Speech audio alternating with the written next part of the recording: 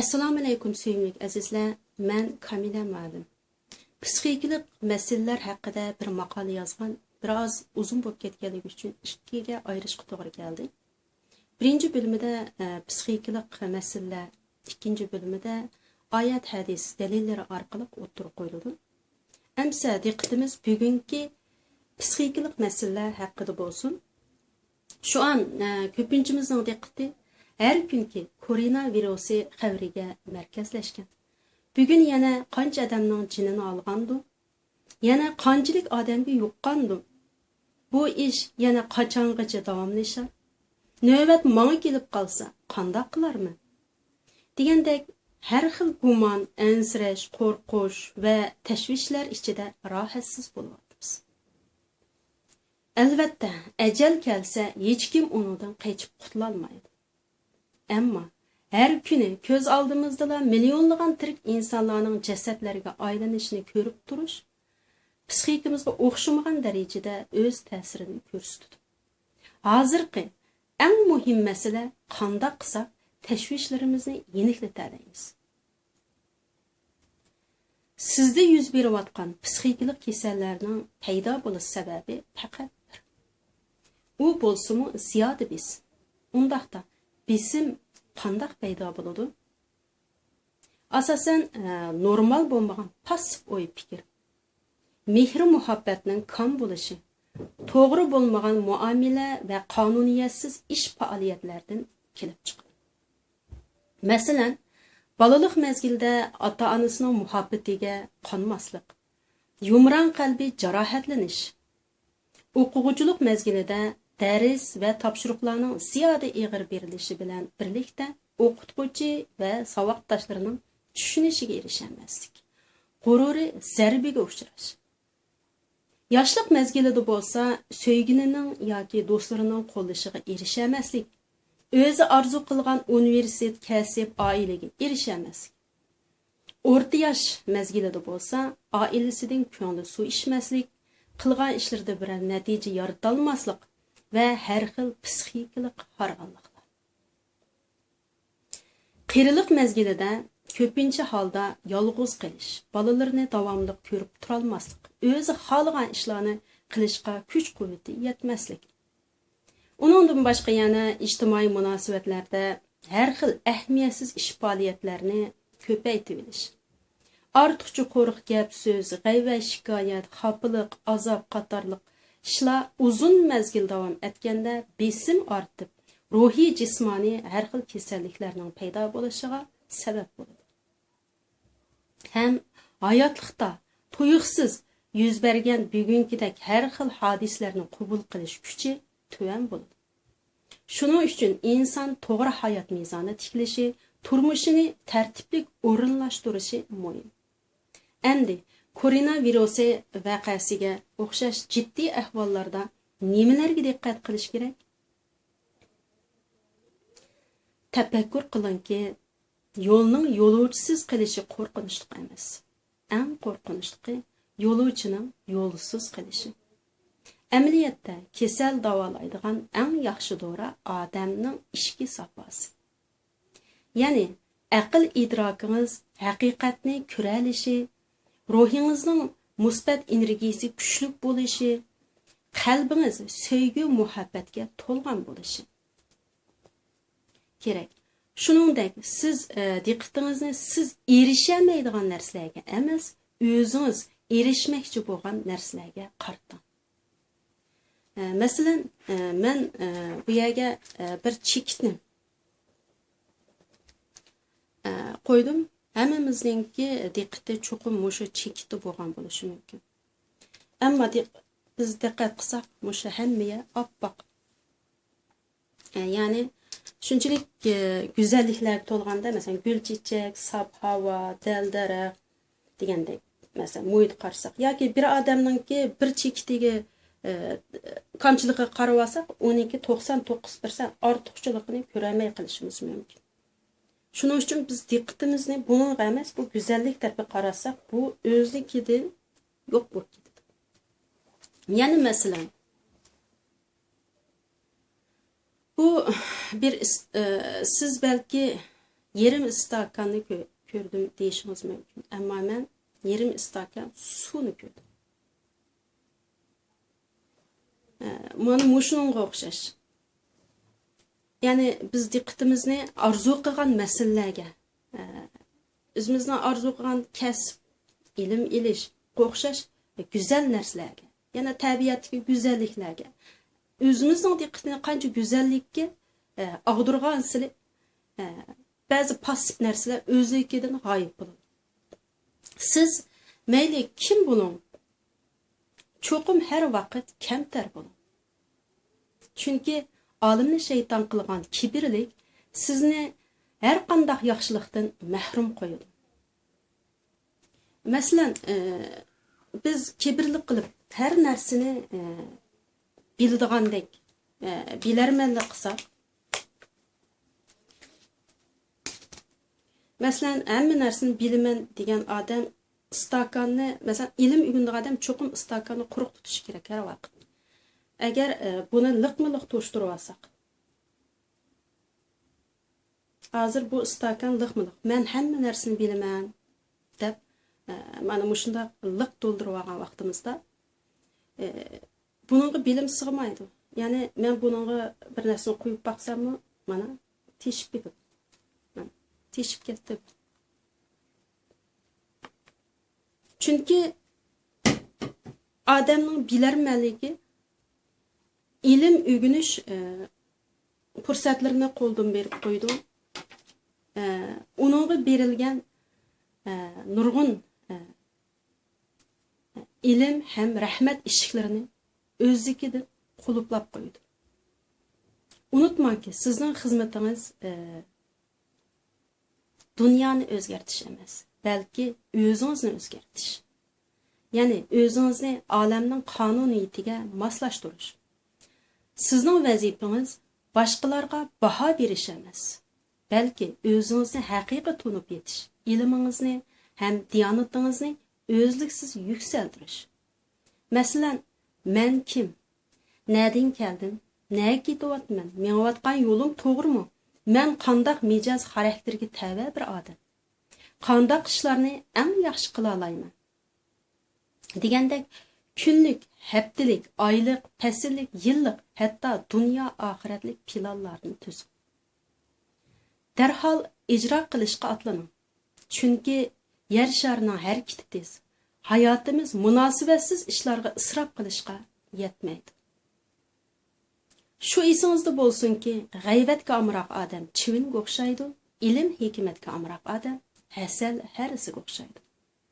Dunyodagi har bir odam xuddi hasal harisidek mas'uliyatchan bo'lganda, chumulalardek qaysar ruh ham ittifoqlikqa erishganda, dal-daraxt, gul-chechaklar tabiatga go'zallik ato qilgandek, bizmi koinotdagi har bir jonliqqa xushallik ham sevgi muhabbat beralaganda, dunyo o'zligidan o'zgaradi. Ham tabiiy go'zal holatiga qaytib keladi. Masalan, men shu bir mushkum bor, 10 necha yoshga kirdi desam bo'ladi. Uning bilan paranglashman, taladan kirsam, atrofimni cho'gilab, peqirab, menga mehr beradi. Uyning bo'shligini bir ovotlashtirib turadi. Men uni beqish orqali, uning bilan paranglashish orqali ko'nglimni ovundiraman. Gullarim bor, gullarimni har qatim sug'urgan vaqtimda marhaba, yaxshimisizlar? Nimdoq go'zal echildinglar? Sizlar mening uyamning zinnati, mening xushalligim. Men hammalarni suyman degandek shunday go'zal so'zlarni davomli ularga aytib beraman. Har kuni o'ylamgan yerdan po'raklab echilib turgan gullarni ko'rib o'zimning ko'nglimni huzurlanadi. Undan boshqa saharlarda yugurish fursatimiz bor. Bu vaqtda nurg'unlagan och qolgan mushuk, it mushuklarning talalarda axlatlarni purab juganligini ko'rib ko'nglimiz yeriladi. Bir 10-20 liralik bir mushuk yemi olib qo'ysak, bir 2-3 liralik qushlarning yemini olib qo'ysak, bu qushlarning yemini har kun derizlarga chechib qo'ysak, uni necha oy ishlata olamiz. Yetidi nurg'un qushlarni xush qila olamiz. Sırtlarga jüyergili çıqqan çağda it müşkülerge yemlerini berip koysak, ulanın bir aygacha nurg'unlagan müşkülerini, başqagan müşkülerini xoşallık eriştirelaymiz.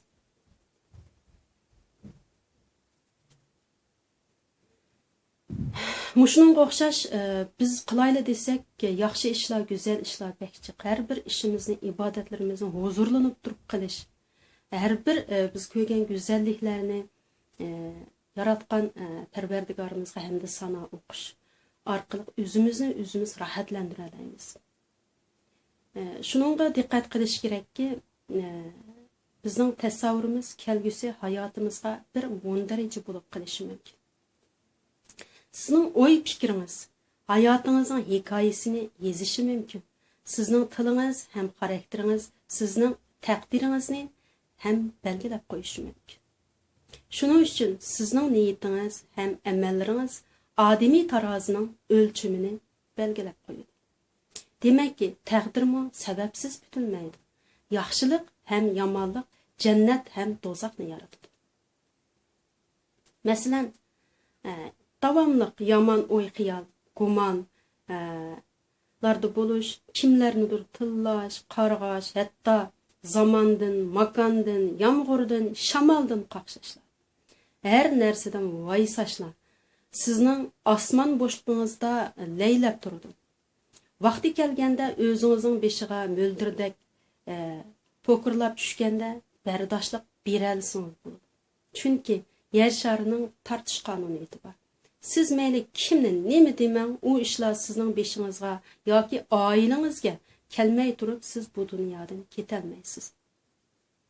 Agar siz ishlaringizning yoki oqibatingizning xayrlik bo'lishini umid qilsangiz, yuqorida deyilgandek, har vaqt davomlashgan durust niyat, go'zal tasavvur, mantiqli o'y fikr, yaxshi duo, zikr va foydali so'z harakatlarda sababini birlikte qilsangiz, koinotdagi bütün şeyler sizga moslashib harakat qiladi.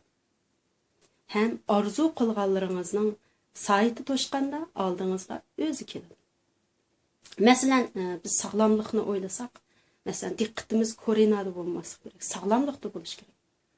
Ya'ni uning sabablarini yemek, içmek, ish harakat, faoliyatlarimizda qanday tashash degan narsa. Endi o'zimizning bir sog'lom holatini tasavvur qilishimiz, sog'lom holat qiladigan yaxshi ishlarimizni tasavvur qilishimiz, shuni bilan birga duo qilishimiz degandek shu bir yoki bir kasb egasi bo'lishni orzu qilsak, shu masalan doktor bo'lishni orzu qilganlarga masalan bir holatlik bir doktorni ko'z oldimizga kelib boqaylik.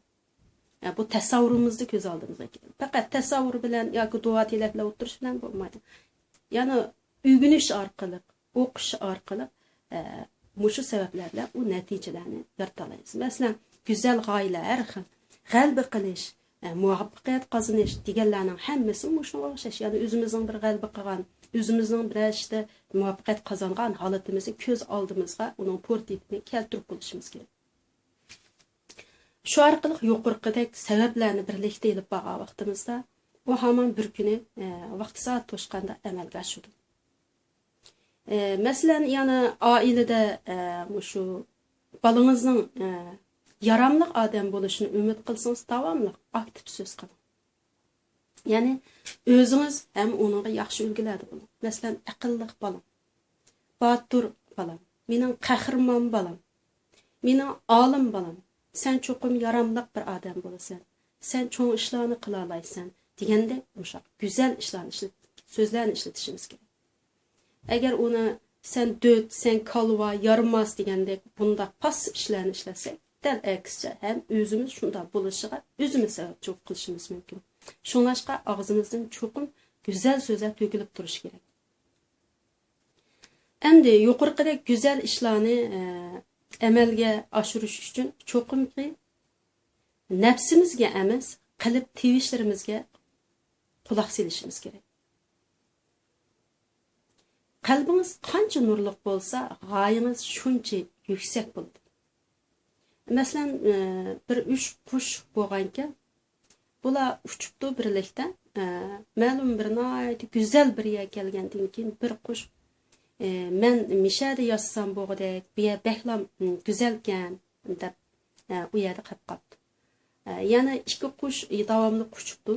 Uçup texmi güzel sular bor, ko'llar bor, nihoyat güzel bir yerga kelgandan keyin ikkinchi qush men mishada turib qolsam bo'g'idek deb bu yerni tanlabdi. Üçüncü qush u davomli quchibdi, yuqori o'rlab. Nihoyat güzel tog' daryolar, tog'lar bor, qiyolar bor, texmi egiz, texmi manzirlik, texmi güzel bir yer keldi.